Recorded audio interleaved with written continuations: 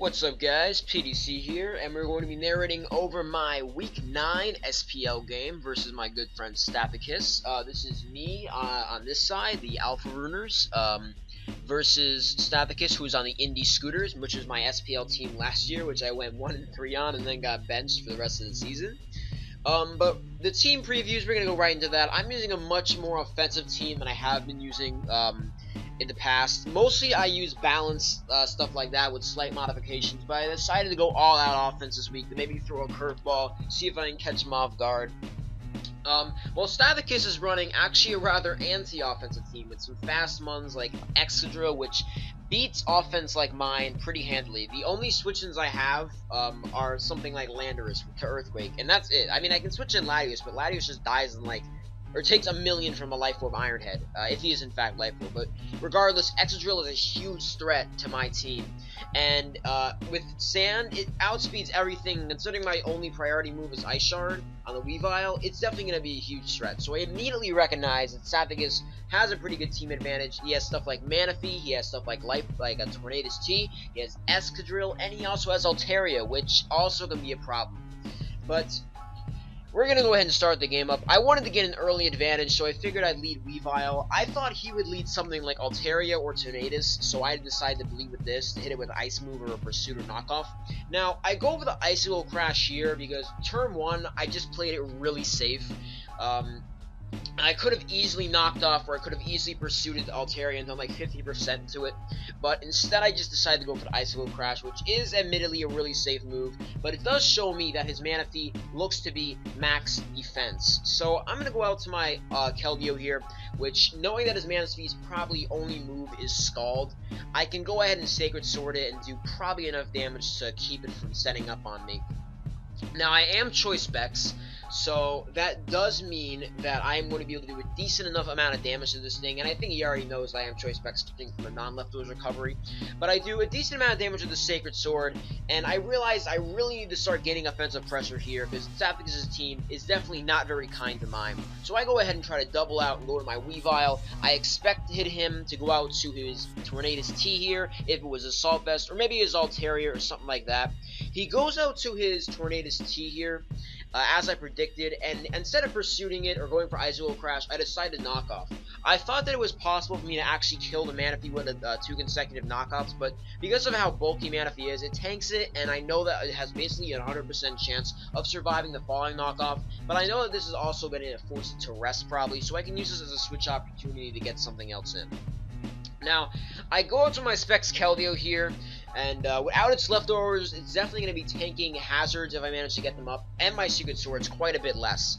Now, I go out to my Keldeo and then go out to my Manectric. I was afraid that he would just sacrifice this, but honestly, that was probably not the best play for him, as that would mean he would have basically no Weavile switch-ins, but regardless, I do manage to get my Manectric in, and I'm going to go straight for the Volt Switch as I Mega Evolve.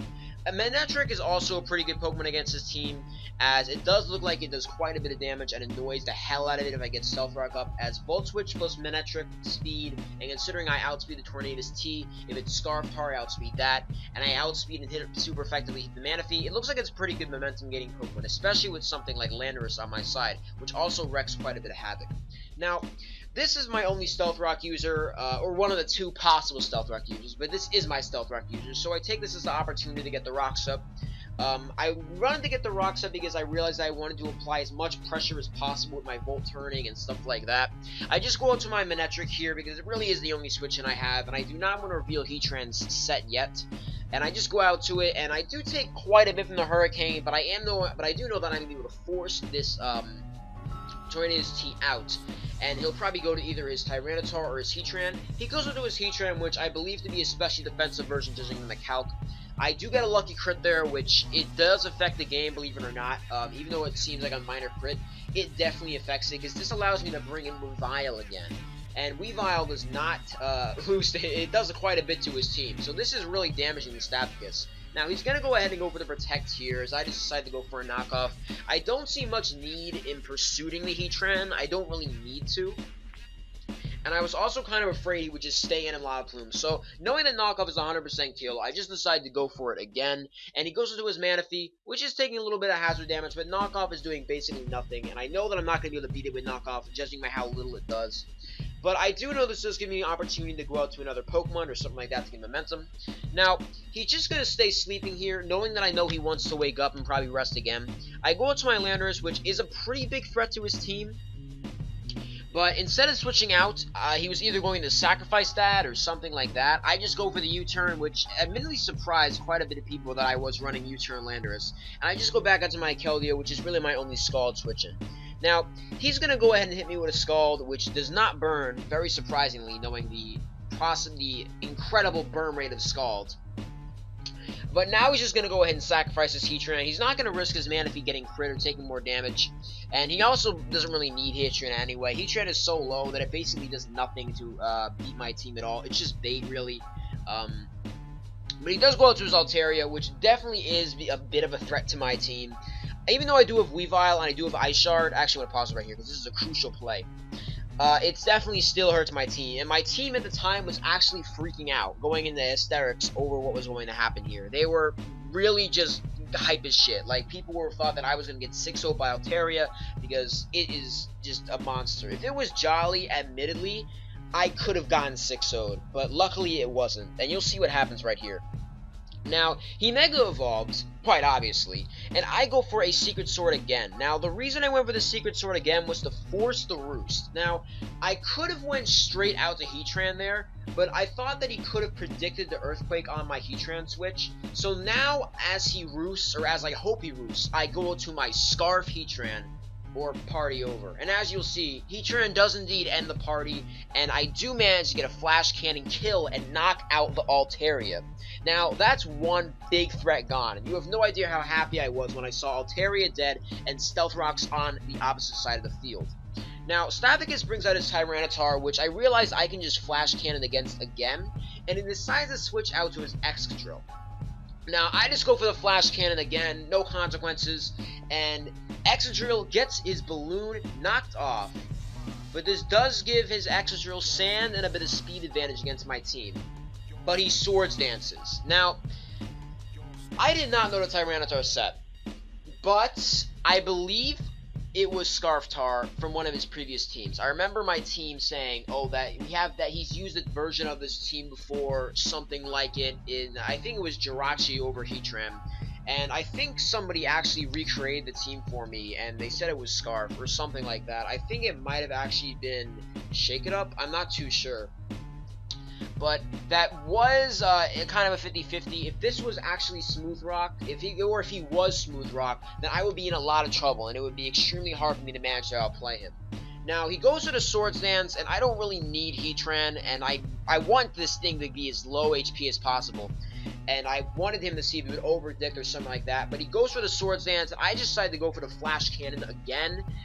He does Swords Dance, which I was a little surprised at. I was really surprised, because some people said, oh, you know, what if he's just, you know, 3 attacks? But no one really runs 3 attacks Excadrill without Life Orb anymore. It's just not strong enough if the person is running Balance, which I'm known for.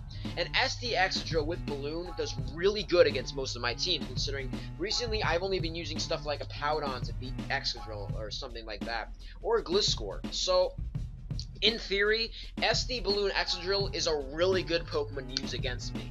Now, I do Flash Cannon again, and that is just to get as much damage on this Excadrill as possible. I realize that one of my only ways to revenge kill it is probably through something like Ice Shard from Weavile. Now, I'm going to go ahead and play a bit of the switching 50-50 game, and I go out to my Latios here. Now, my Latios is going to be able to tank the Earthquake, which he does do. I realize Stathakis is getting a little nervous and playing a little safe, so I'm trying to play as... I want to force him to make the safe move, which I hopefully hope he will, because if he goes for Iron Head or Earthquake on his switch here, then I'm in huge trouble. He does go for Iron Head here, but this turn I figured Stathakis would get smart. I don't think it would be smart to just switch in my Latios again, and I just decided to sacrifice my Keldeo, which although it can still be useful in beating Manaphy, generally Manaphy is relatively weakened, and most of the Pokemon on my team, bar maybe Heatran or Weavile, can beat it in one shot.